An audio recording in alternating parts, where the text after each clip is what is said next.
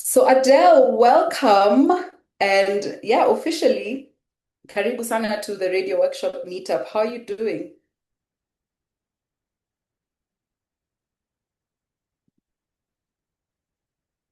Hi.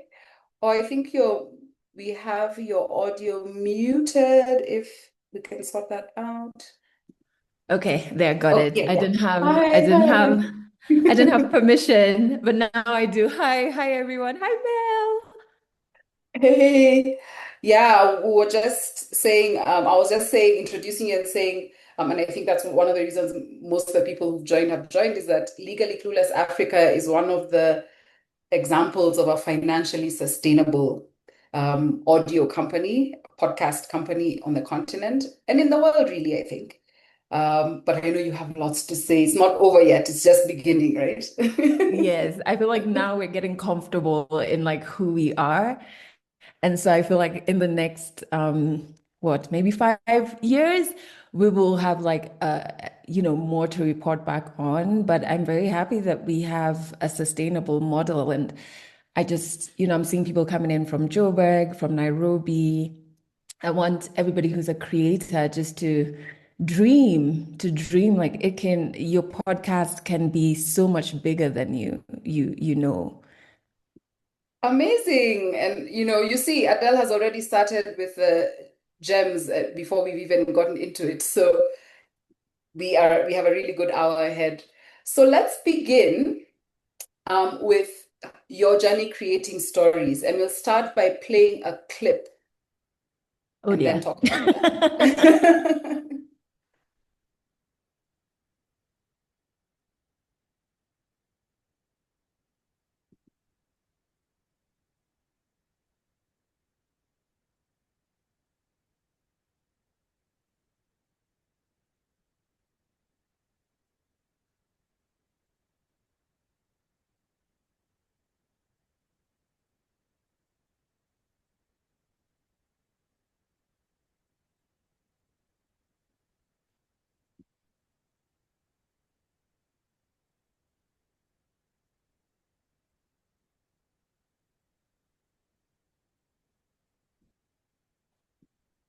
Sorry, real quick, can we hear the sound?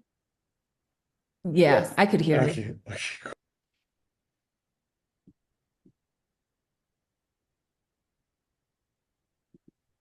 We started our life, and come Christmas, I'd have the gifts ready by October, decorations up by November, but there was one flaw in my plan: our apartment. I hated it. I'd drive home from work and turn onto the pothole riddled road, and I'd just regret living there. I'd park my car, climb up the staircase to our unit, and it had these dark, dirty gray walls, and I'd just get enraged. And whenever I'd walk into our apartment, it never felt like home. Our first Christmas was wonderful, our second one too, but by the third, it wasn't just our apartment that didn't feel like home, but also my marriage. It was becoming very clear that the wife my husband wanted was nothing like me. Adele, this is from your performance at the Moth in New York. Yeah. Really powerful. Yeah. How did you end up telling your story on that stage in New York, that global stage? Yeah. So I've known the Moth, and for those who don't know, the Moth are this nonprofit, born in the States, but they have a global footprint, and they help people tell their stories of their lived experiences with like the aim of sparking empathy around the world through stories. And I think in 2018 is when I went for one of their workshops and worked on a completely different story. And since then, we have just always worked together. I've told so many stories on their different stages and hosted a lot of their shows as well. And so this specific one, first and foremost, I thought like, oh my God, I'm gonna do it in New York.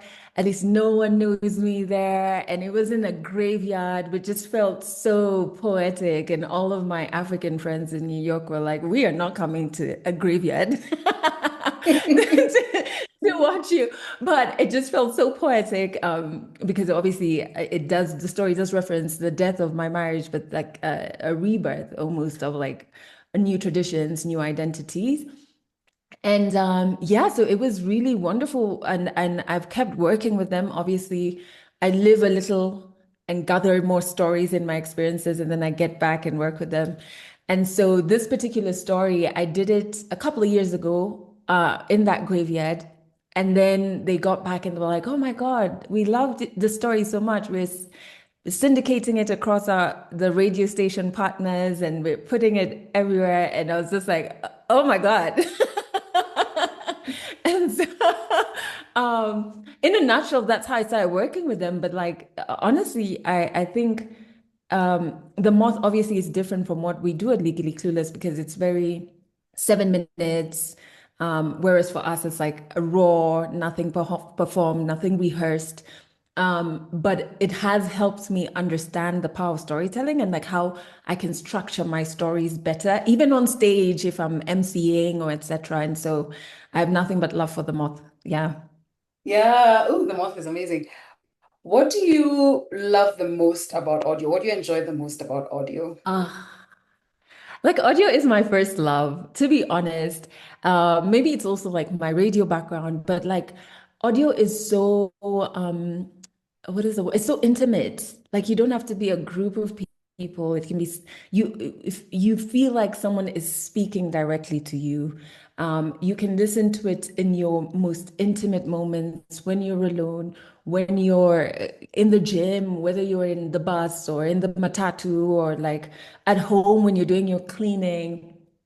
And I love that with the power of your voice, just your voice. You don't have the theatrics of camera movements and like editing and all of this.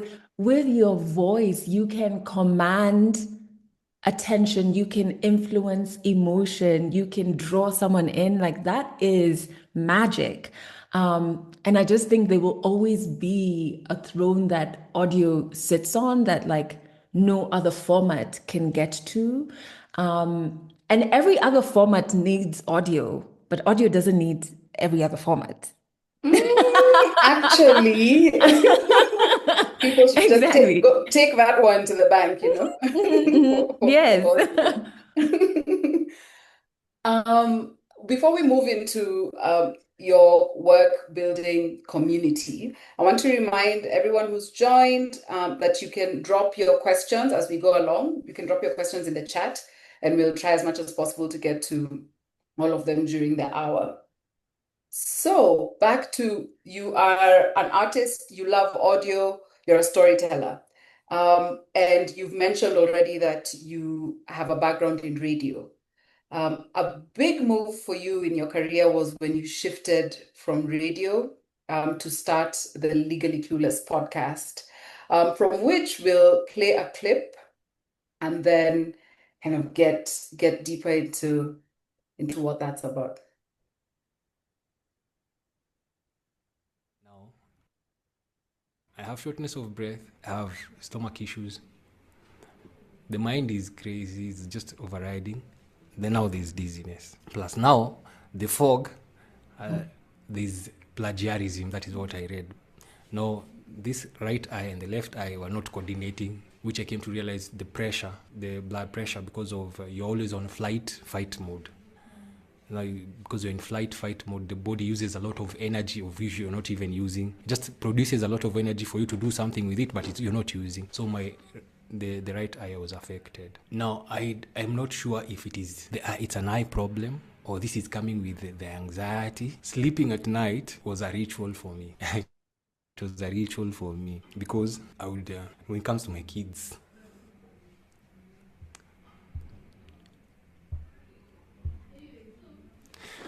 I would pray that I don't die while I sleep, so that my son does not wake up and wonder, why is daddy not waking up? And I know it's anxiety, yes. The doctor has told me I've researched it's anxiety, but my mind is telling me, guy, this is the last. Ebu, make your peace with God. And so many nights I would sleep knowing I would even wonder how is the other realm. Yeah. So waking up for me was like, oh yeah, I woke up. Really? Ah, nice. Okay. Then I started the fight with anxiety.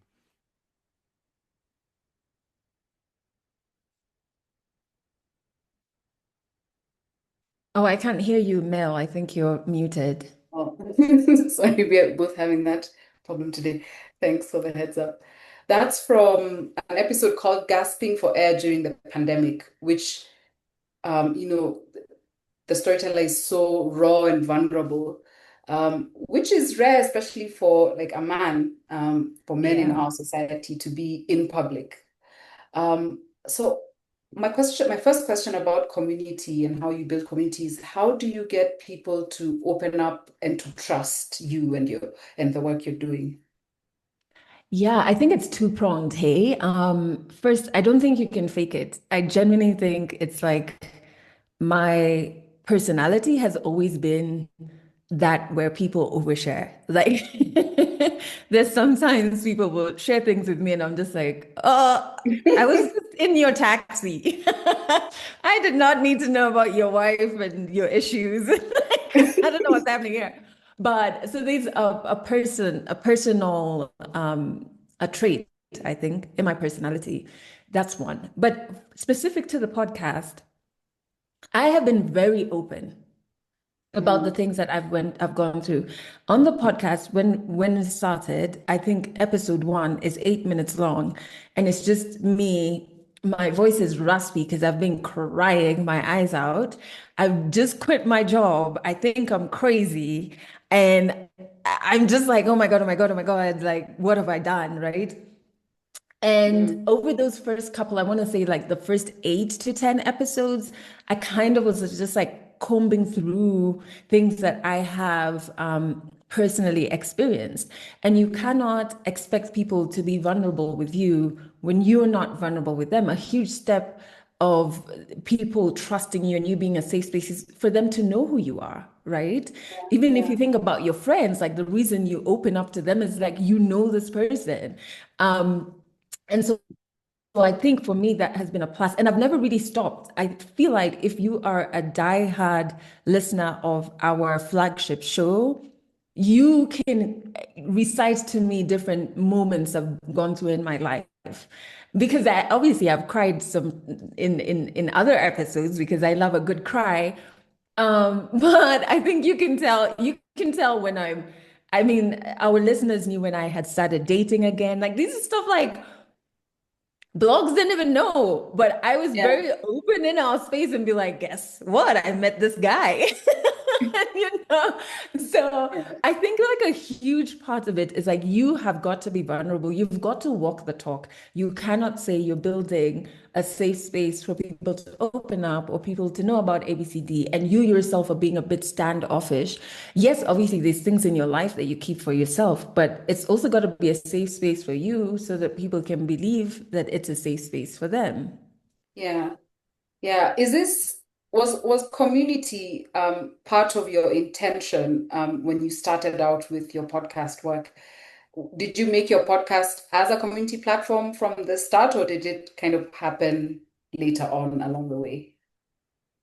I think it kind of like grew with me from radio because I think the first batch of listeners were people who were from radio and they were like, how do we listen to a podcast? So a lot of my work at the beginning was like click here and like we were using SoundCloud, like the platforms like Spotify didn't even think about the African market then. And Mhm. so it was like, oh, you know where you go and listen to underground DJ who mixes? Yeah, Yeah. yeah. But then click here and whatever. And so I think a huge community moved with me from my radio show, and that's a blessing. But at the beginning, I didn't know I was doing it as a hobby for I want to say a good 40 episodes, right? I Yeah. was just like, I like to hear stories, let's listen to stories. I didn't have a strategy, this big plan Mm. of 3 years, we're gonna be here. It's when the money came in, I was like, hey. So this thing is this thing, there's something here, right? Yeah, And yeah. yeah, so like before I really didn't, but I knew from radio, you have to keep, if somebody listens to you and I kind of like, uh, from a courteous space, if someone listens to you and they comment, I would do the rules of building a community, which is you say thank you, you engage them back, etc. And that's stuff that, from radio I knew, but I wasn't doing it thinking I'm building community. It was just like, oh, thank heavens I have like 100 listeners. Like, Yeah. yes. Well, how would you describe your community then so far? Because it's Yeah, been since 2019, so that's it's a lot of years. 2019. Yeah.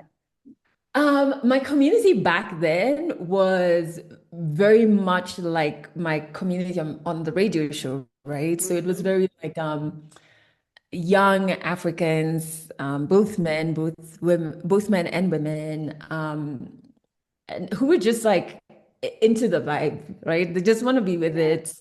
And at the beginning, we didn't have the format of like we're storytelling and all of these things. Now it has changed because over the years, it's become more strategic of like, I'm serving African women, Mhm. and so now it really is an African women's space. Like it's properly defined, which I think on radio it wasn't as defined as that because we were a bit broad. Yeah. But it has changed and it's like awakened African women um, who are trying to define their own version of womanhood. And it's really fun, to be honest. Like I like my job. Yeah. I like my job. Yeah, that's beautiful. You're one of the privileged people. I also love my job, my work. I think audio people love their work. Yeah. Yeah.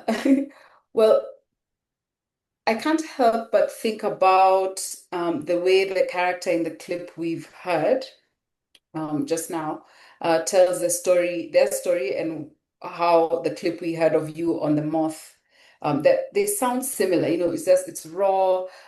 You did mention that on Legally Clueless, it's not as much a performance.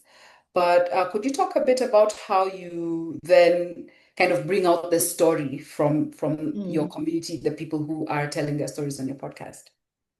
So what we do, that particular clip you played, I did record that storyteller, and I think you can slightly hear me. I kind of heard myself in the clip, and I was just like, oh, anyway.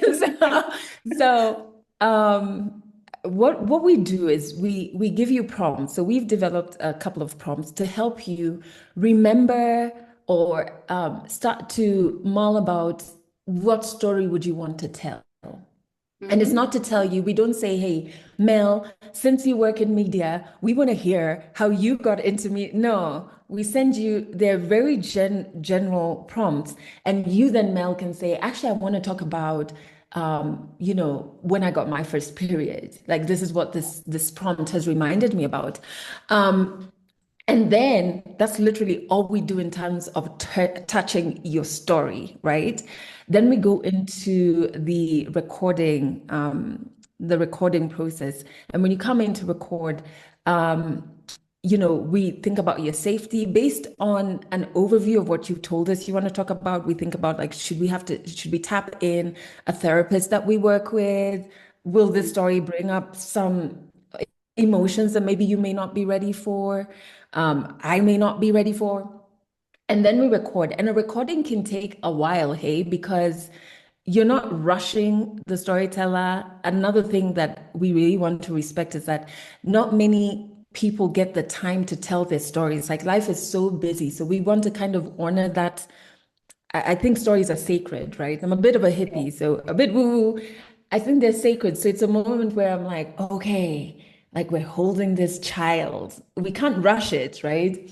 Yeah. And then the editing process, you heard from the clip, like there's a moment the storyteller got a bit emotional. We don't edit that out. We don't edit out any long pauses. What we're trying to do is clean the audio if need be, like if Hmm. there's background stuff, but we leave it as is. And if it needs to run as a three-part story, it will run as a three-part or a four-part.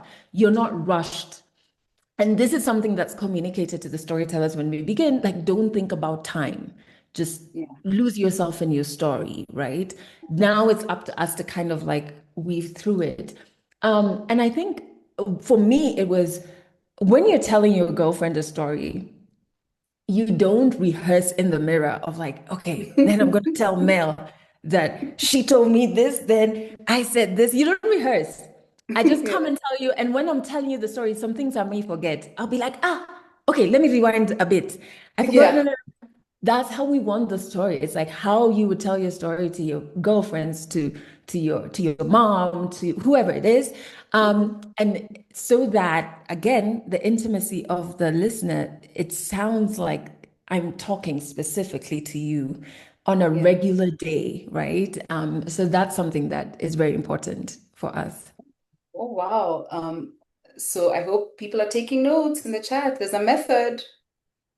Oh We have a yeah. question. Yeah, we have questions coming in. So we have one from Marilyn asking, in retrospect, what would you say are the fundamentals of sustainable model? Like, because you did say when you started and you just kind of kept going, and then at some point the money started coming in, and then that's when you were like, oh, continue. So Mm. at when how would you advise Marilyn I about think Mhm. Yeah, it's a good question.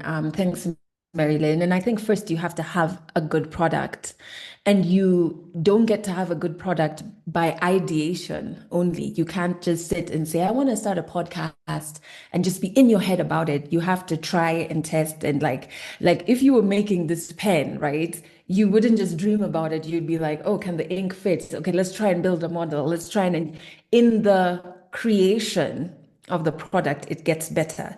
So you have to have a product and a good product first. I think a lot of us in the creative field jump to, so can I make money? And this has happened to me so many times. You get asked that question. And when I push back and I say, well, tell me a bit about your show, it's like, oh, I haven't started yet. And I'm like, so there's no product.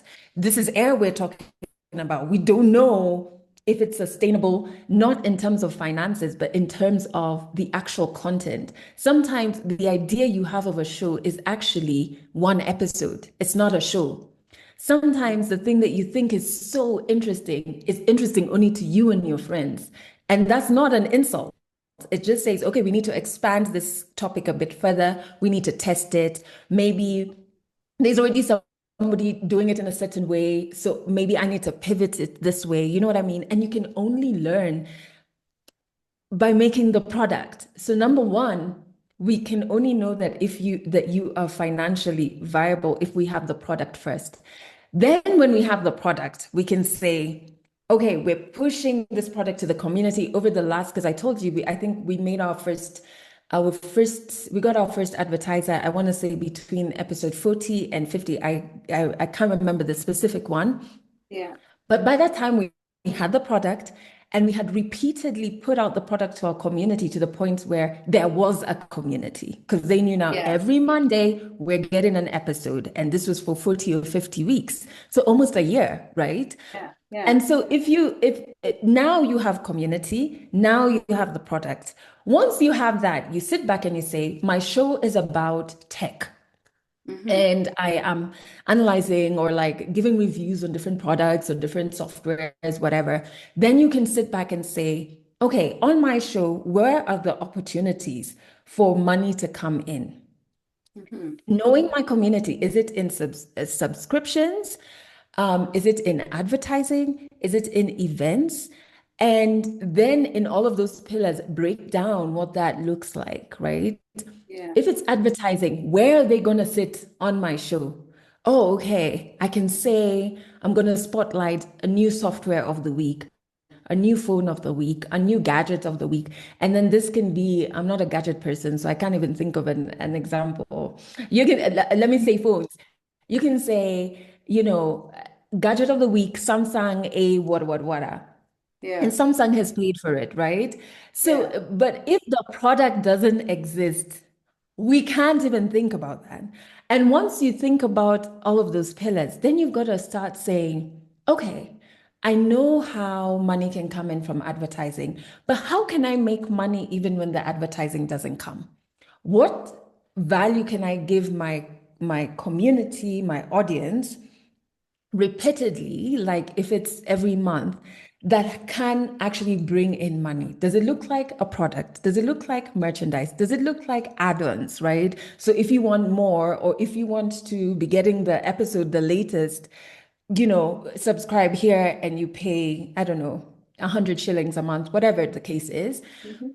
But everything I'm saying is still coming back to what is the product? Yeah, What is this thing, right? yeah, And you cannot get away. I know it's human for us to want to have a perfect thing before we start, but you have to start for it to get better. Yeah. yeah, yeah. Exactly. And Yariwo has a question about your intention. So when you started that first 8-minute episode where your voice was raspy, was your intention always from the beginning to have this show, Legally Clueless, earn income, like financial, earn money? Was that intentional? No. No, I was Hmm. done with media. Like traditional radio had scarred me. I was just like, this media thing, to hell Yeah. with it, man. It almost killed me. So this is just like me having fun. And I think at the time I'd done research and I'd found like USB microphones. And so obviously having studied journalism, I was so intrigued because I was like, oh my God, and the radio station I worked at, we had like old, huge equipment. What do you mean a microphone can plug into my laptop? Like, what are you talking about? So it was more curiosity and a hobby. And at the same time, I was starting up my NGO. Ask me about that NGO now. Like, But I guess it's been folded in because you do advocacy work with your community, Legally Clueless community. yes, I do, but like I think this is where I'm meant to be. Like that NGO, Yeah. it was just like when you sorry guys, this is like a terrible analogy, but like when you've dated people who are personality A and you get scarred and you're like, now I'm gonna go to Z. That was Yeah. that was it. I was just like, media scarred me. I'm gonna Yeah. go this side, right? So it was Yeah. not the it wasn't the plan, but like, this is how beautiful things happen, right? Like the universe just pushes you to where you're meant to be. Yeah. Fantastic. That's a great segue actually for us to discuss your pivot with Legally Clueless, where you created Legally Clueless Africa, the media business, the media company, and you have a slate of shows and experiences, and you have several products. Like one of the shows that's one of my personal favorites is called For Mannerless Women, which happens to be a video podcast. But then we'll play a clip as usual and then discuss it. Can I just say thank you for, I think you gave me, which I think is always a gift, when you give someone the gift of unlearning something. So the first time we ever met, we did an Instagram live about harmful practices, which we're going to get to. But even in terms of talking about cosmetic gynecology, I think I had a very shame-informed view of like, why would you want to change anything? What are you doing? And like all of these things. Yeah. And I really had to unlearn and say, not only is it necessary in moments of maybe a trauma-informed moment, if it's Right. an FGM situation or something that went on during pregnancy, but a woman should have the agency to say, this is the aesthetic I want. Exactly. You know what I mean? And Yeah. and have a space that is safe and informed for her to get it. And I really had to be like, why do I think like this? Like, why am I think it's that shame you carry For on sure. of like, don't touch the vagina. Yeah. What are you doing? You know what Yeah. I mean? Yeah. And I just actually want to thank you because that unlearning helped me be like, oh yeah, that speaks to agency, Yeah. right? Yeah. There are two shifts that I want to ask you about. And actually, one of the questions is from Gadoni. We'll get to that in a second. But the first question is, what informed your shift to a video podcast? Yeah. So we had done video before for our flagship show. We had done I think 3 seasons we had the bright yellow set and different Africans would come on and straight into camera tell their stories and I would be behind camera. So I was like producing and co-directing. And we did that for a couple of shows. And then I knew that what was happening deep down is that I had this intense, yes, I wanted to honor the storytellers, but I also was battling like a fear of being seen. And Mm. I always knew I wanted a talk show.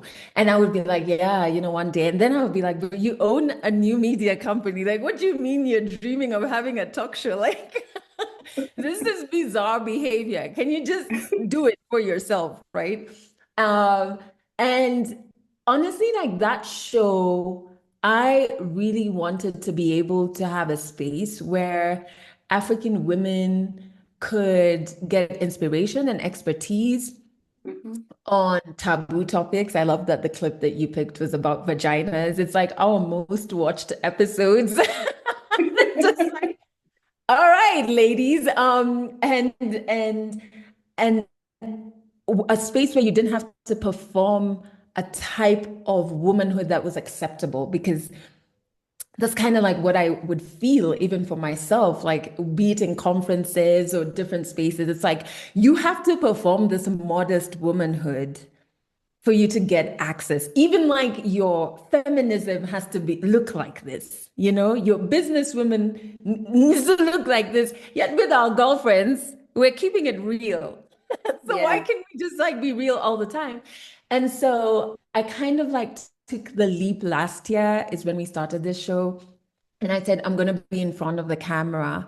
And I was like studying and like even just yesterday I was doing so in radio we do these things called air checks and so Mhm. you would listen the head of the station would listen to your shows every week he would review your show so you'd have to listen back to yourself and like notes on like ooh why did I say that like that or I've noticed I say this word a lot when I'm not prepared or whatever and so I was like preparing because I'm just like, oh my God, my interviewing skills have got to be like, Yeah.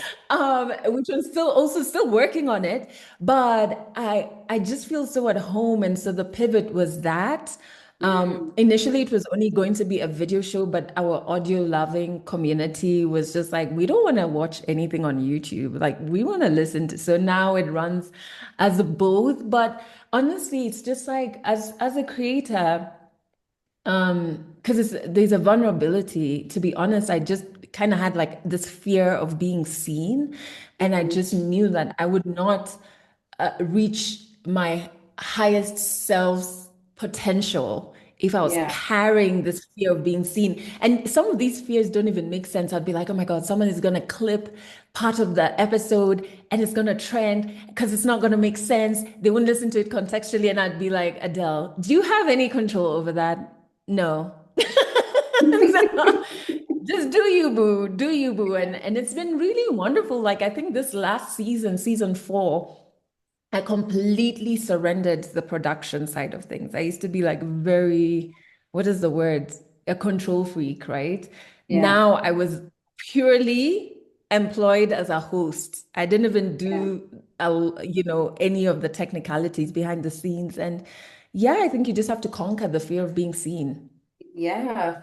Amazing. And our question from Gavoni, speaking to you, the second shift, is what helped you determine your pivot to the new target audience, moving from a general audience to specifically focusing on African women? To be honest, I always wanted to do it. And I always had been doing it low key. I think when I was on traditional radio, I just had to be palatable and like sorry to the men in the room and like always think about the guys and like be balanced. When I was like deep down, I just want to be about like my women, you know? And I kind of battled with it at the beginning because I was like, oh, like if I make my business so focused on this, am I like being discriminatory? Am I and do you know what was the out of that AGM when I was asking myself all of these questions? I was like, but truly you, what do you want to do? What do you want to Yeah. do? Do you want to perform or do you want to do what you really, truly want to do? And I just said, F it, I'm going to do it. And I'm not going to do it in a playful way where it's like undercover and you don't know. I was just like, I'm here for the women. Yeah. Anybody, do you guys want to be, get to your highest self? Do you want to walk along your journey of healing? Do you want Yeah. realness? I'm gonna do that unapologetically. And so I low-key had always wanted to do it. I think I just got more confident. Yeah. Yeah, congrats on the Thank conquering you. fear. And I think it matters a lot. It certainly matters to me to hear that you who already were big on radio, had a successful podcast, still is conquering fears, and you still feel these insecurities that we all feel. So just to remind everyone in the room, it doesn't end. We're all human, and so the point is to Yeah. go for it regardless, is what I'm Listen, getting I'm from. battling a fear right now. Okay, so we're in the pre-production phase of like a live show. And I Mm. have to, before the meetings, I always want to duck and not join the meetings. And I have to Yeah, say, this is that fear thing again, babes. Like, just keep going, keep yeah, going. And so there's no state of no fear. You just have to do it afraid. I think maybe only when you're dead do you have no yeah. fear. But even that I don't know because no experience. That's I don't hilarious. know. So, yeah, how now speaking of fears actually, and you pivoting and going super niche, deciding you're going to focus on African women and on topics that would be, not would be are risky, let's just say it like it is, right? So how did you approach now the commercial side of it, like partners, sponsors, advertisers, and have you lost or gained anything from going this risky way? Yeah, this is such a nice question. I love it. I love it so much because everything we think we know about how things can go is just not it, from my experience. Number one, I do not think Africans are conservative at all, at all, at all. I'm already telling you, our most watched episode is about vaginas, right? Mm, Like, not conservative at all. yeah, So that's one. And the brands who get that. And they feel that it's safer to have a mouthpiece that is known to not play it safe rather than them saying certain things by themselves. So you yeah. become almost this buffer. That's one.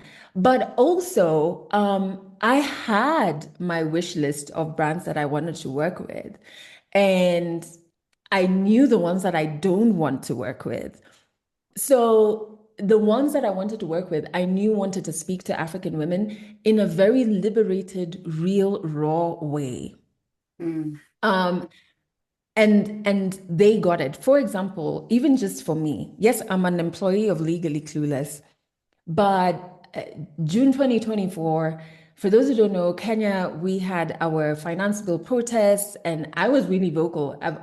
In my heart, I am a protester. I have been protesting since I can't remember, but I used to go for protests with my mom.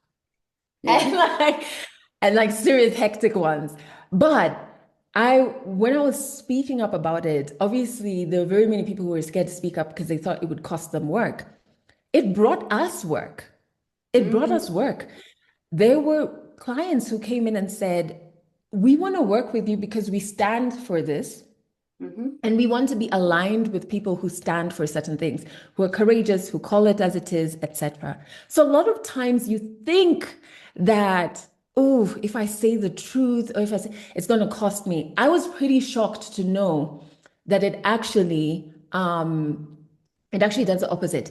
The other thing is the industry doesn't change and the structures don't change if we remain silent and withdrawn and we don't say, hey, this is some BS, this is not right, blah, blah, blah. So I have had organizations call me into meetings and say, actually, for example, for mannerless women, there's a global organization that said, oh, but the word mannerless. And I said, what about it? Mm, What about it? mm. Please define it for me. Tell me what's the problem with it, right? Mm-hmm. And I kind of had to ask them, do you really think the audience that you're talking to currently are pretentious? Do you think they don't see through pretentious things, right? Mm-hmm. And Mm-hmm. so when you stand in your truth, it allows you to even question. I think with organizations, and it's an African thing, not because we're terrible, but because of colonization, we're timid. When someone gives your podcast money, you're like, oh, thank God they've seen value. No, you, Mm-hmm. yeah, you have the right to say, no, I don't, I'm not going to do this thing. Or Yeah. yes, I'm going to do it like this. And so I think never be afraid to stand in your truth, because then the trash people, and let me tell you, the ones who are not aligned with courage and all of these values have the lowest budgets. So don't even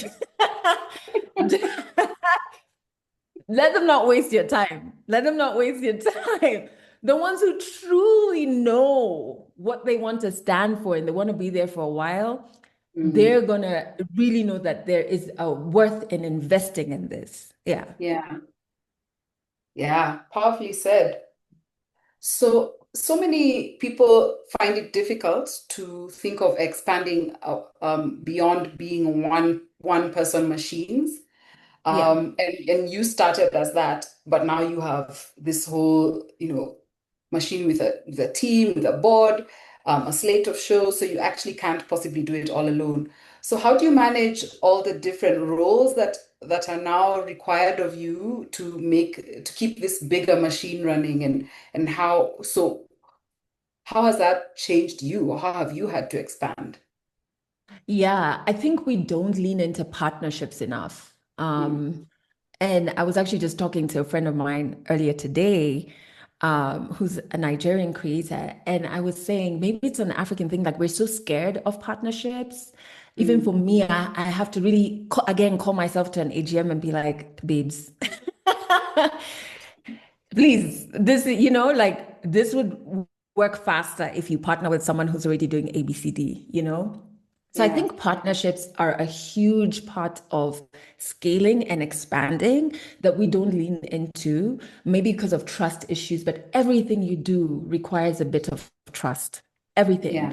And so for me, it has been trusting people and bringing on people, even if for some it's like employees, for some it's partnerships.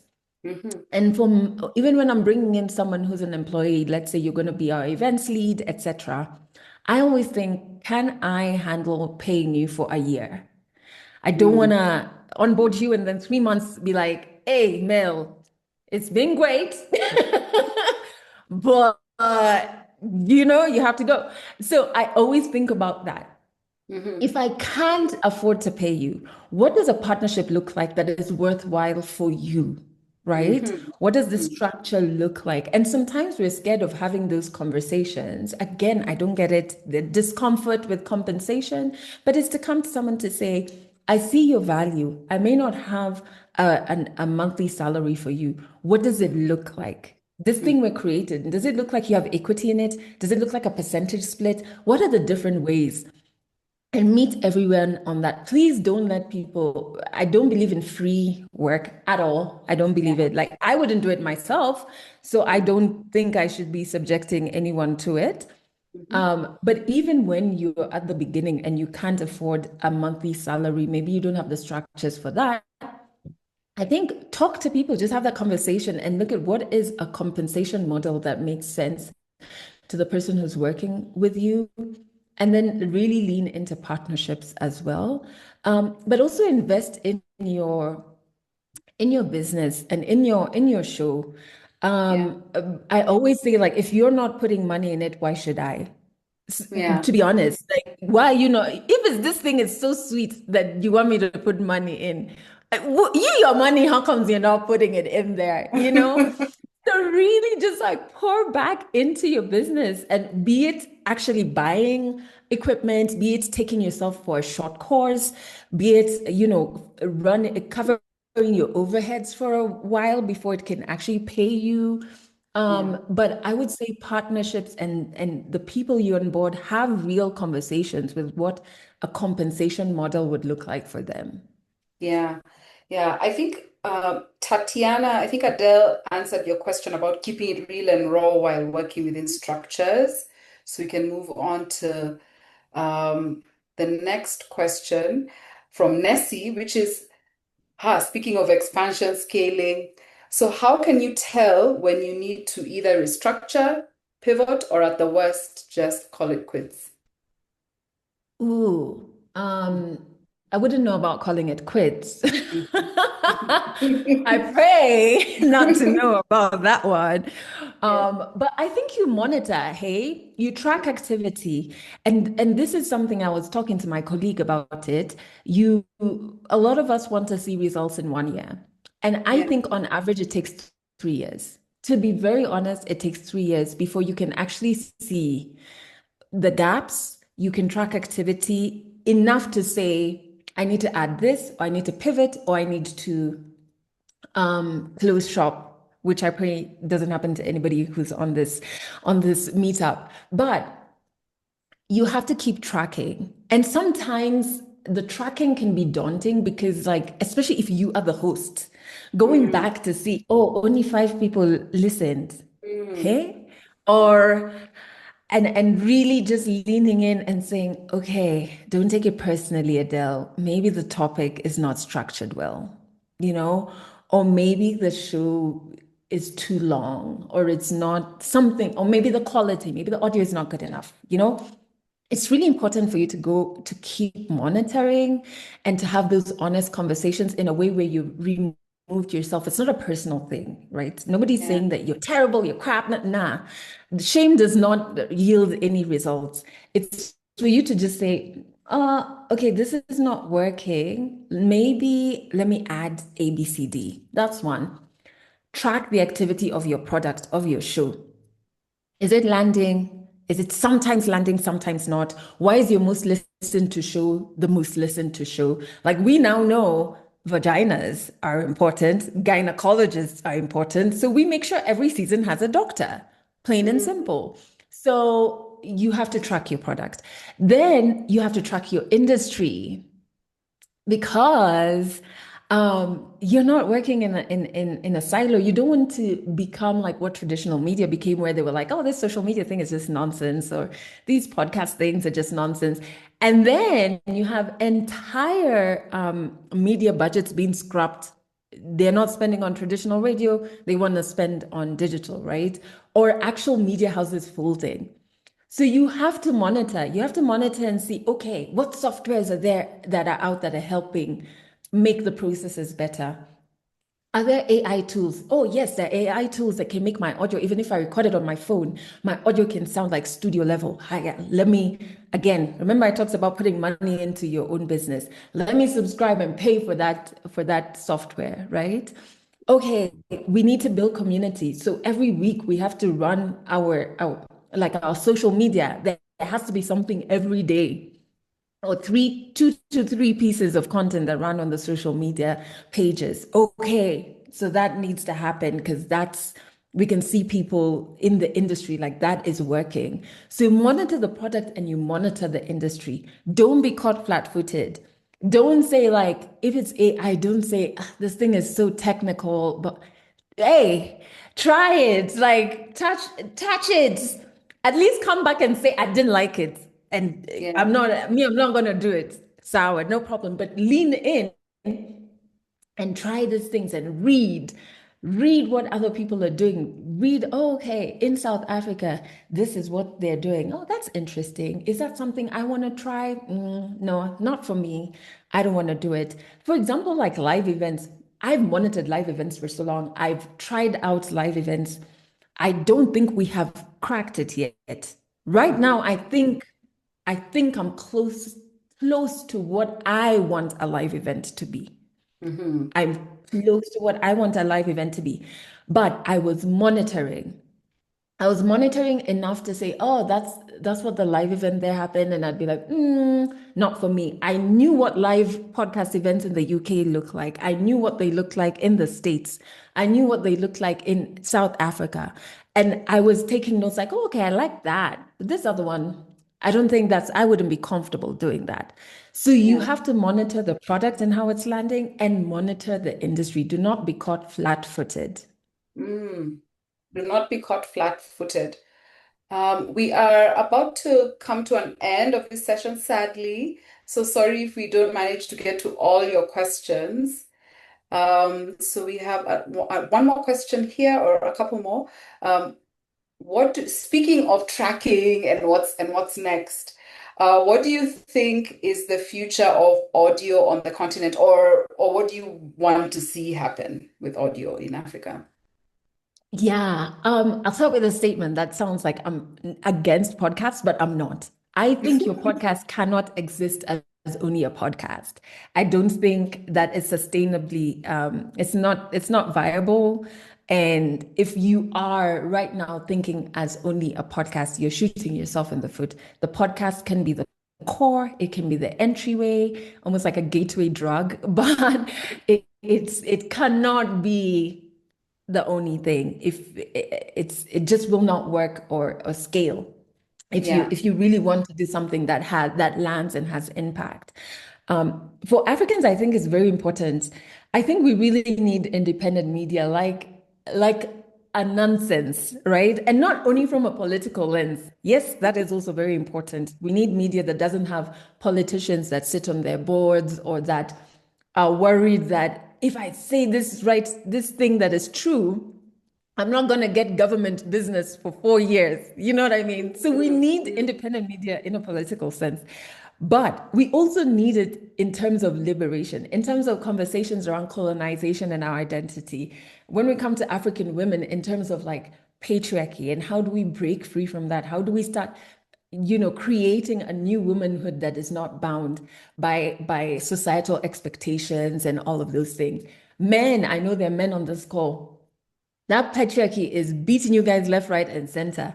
Independent media can go in depth. Podcasts can go in depth on topics that traditional media can never, ever do. It can be a space of vulnerability where topics are unpacked in a way that it makes sense to the person listening. They can see themselves in what it is you're talking about. So I really think there needs to be more African creators. I don't subscribe to the idea of like, oh, everybody and their auntie have podcasts. Radio Workshop, you have these stats. They don't. I'm like, that is a lie. That is a lie. Show me all the African creators. We don't have enough. If we're here talking about the business of podcasts. For me to make the money I want to make, I'm not yet there. I'm comfortable, but I want more. For me to make more money, I need more players. I need more players in this space so that we actually have value and we just don't have enough. So I just think we need more. We need more creators. And for Africa right now, it's so necessary because we're still, and the last thing I will say, we need creators who are not importing from the West in terms of format. So many of our creators are importing even the set. The set is the set we saw with I forget even their names. Joe Budden. Guys, I'm a millennial. I know him as a rapper, not a podcaster. So, so that same set, we have taken it. Yeah. The things he's talking about, we're talking about. Yeah. What are we doing? What are we really Right. doing? It's the same thing we would get slammed for on traditional media for we're only playing Western music. So now we have the space to change that and we want to do the same thing. That is crazy. We need more podcasts in vernacular languages. And I'm not like Luo podcasts. I'm saying languages that I know of, but like people who are here from Joburg, people are here from your vernacular languages. Why can't we have those? Why can't we have those? So I just think we are not, when people say everybody and their aunties have a podcast, we on the continent, we're not even scratching the surface yet. And so then the question is for everybody joining here, what is your why? And by the way, your why can be I want to make money. That is, I don't demonize that. It's okay. It's okay. Money gives you choices. So anybody who says they don't like money is strange. But you have to like, okay, But also, how will this show outlive you? When I die, I know my show is going to outlive me. The why is strong. It has impact for my Africans. So your why, what is your why? Yeah.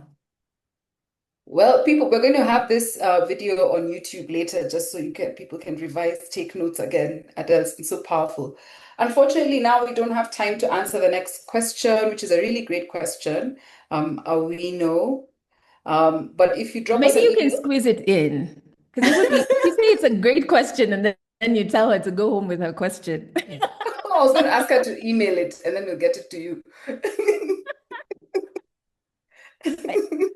Is it gonna end? I can take a five more minutes. Don't worry. It's if it's not a hard stop for you, Mel, like we can squeeze in another question. Don't stress. Lesedi, can we do more, Mike?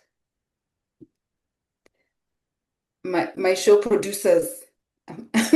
Oh, Oh okay, they dang. say we I'm can. I'm the Yeah. one that look at me making myself the boss. Oh, of course, we can let's go for 1 more hour. Oh, you're the guest. You know how in African homes the guest gets what the The guest guest, asks for.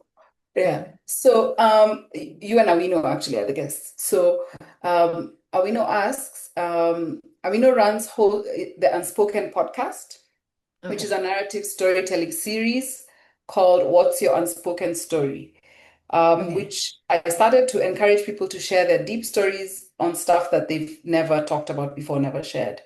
So it involves vulnerability and people being confident enough to speak up, which of course is a struggle for many people. So the question is, how do I encourage more people to share and how can I reach more people?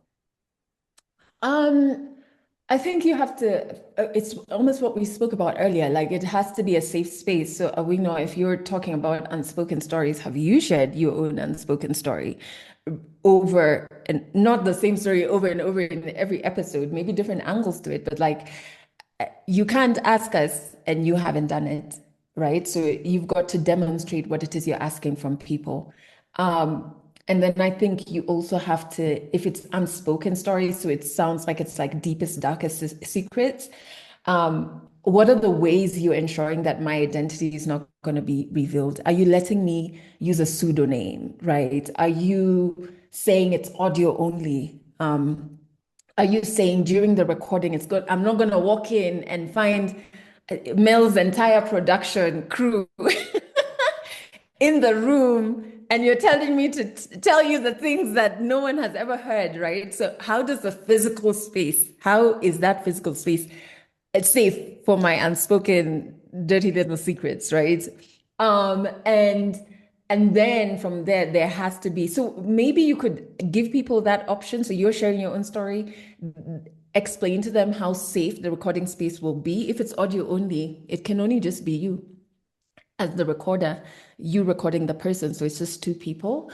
And then maybe it also looks like you giving people a written something from you that is like, I will honor your story and I will make sure that, you know, ABCD will not be shared so that people actually feel like this is a safe space and this person is committed to not trying to think of the English word, but like the Swahili word is mulikaing. Like this person is just not just putting me on blast, you know, because for me to open up, that's something, as I said earlier, so sacred. So I think those are some of the ways off the top of my head, and you reach more people by first consistency.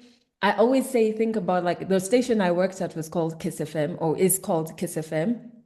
There is no time you turn on Kiss FM and you hear white noise. No time.